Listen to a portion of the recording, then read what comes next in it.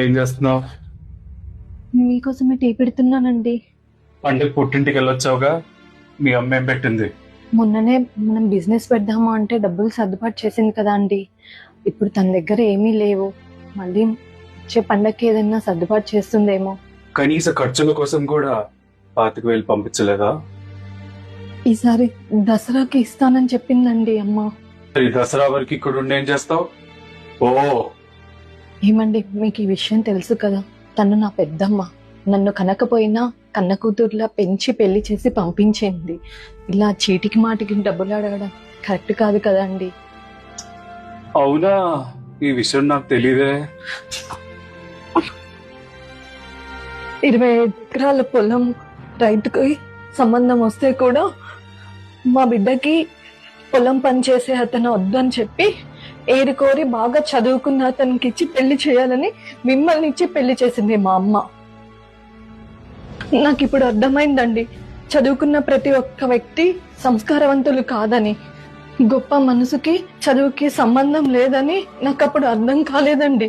ఇప్పుడు అర్థమైంది కదా, ఏం చేస్తావు? నీకు నీ పెద్దమ్మ తప్ప వేరే దిక్కు లేదు. ఫంక్షన్లకు వచ్చే చుట్టాలు తప్ప నీ బాధ పంచుకునే చుట్టాలు ఎవరూ లేరు. అందుకే నేను చెప్పింది విని నీ పెద్దమ్మ దగ్గర డబ్బులు అడుక్కుని రాపో.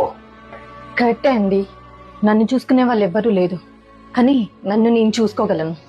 అంటే మొగుడు ఇంటికి వెళ్ళిపోతావా?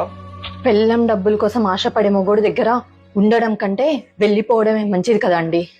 మొగుడిని వదిలి ఒంటరిగా బతకగలను అనుకుంటున్నావా? ఎప్పుడు ఎలా ప్రవర్తిస్తాడో తెలియని భర్త దగ్గర ఉండడం కంటే ఒంటరిగా బతకడమే ఉత్తమం అండి. ఈ డైలాగులు సినిమాలో వినడానికి బాగుంటాయి, రియల్ లైఫ్ లో సూట్ అవ్వవు. ఎదుటి వాళ్ళ బాధ కొంతమందికి సినిమా లాగానే కనిపిస్తుంది. ఏంటే నోరు లెగుస్తుంది?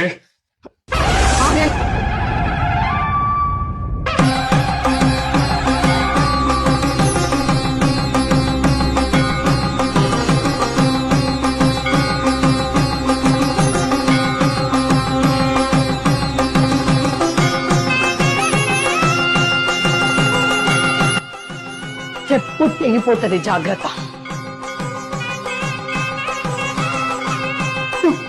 బాగా చదువుకున్నావు, బాగా సంపాదిస్తున్నావు అని చెప్పి ఏరికోరి చేశారా మా వాళ్ళు. కానీ నువ్వు ఇలా చేస్తావని అనుకోలేదు. నేను చదువుకున్నాను, నేను సంపాదించగలను. స్టవ్ ఆఫ్ చేయడం నేర్చుకో. ఏమ తీసుకున్న నిర్ణయం మీకు ఎలా అనిపించింది? ఈ కథ కేవలం కల్పితం మాత్రమే, ఎవరిని ఉద్దేశించినది కాదు.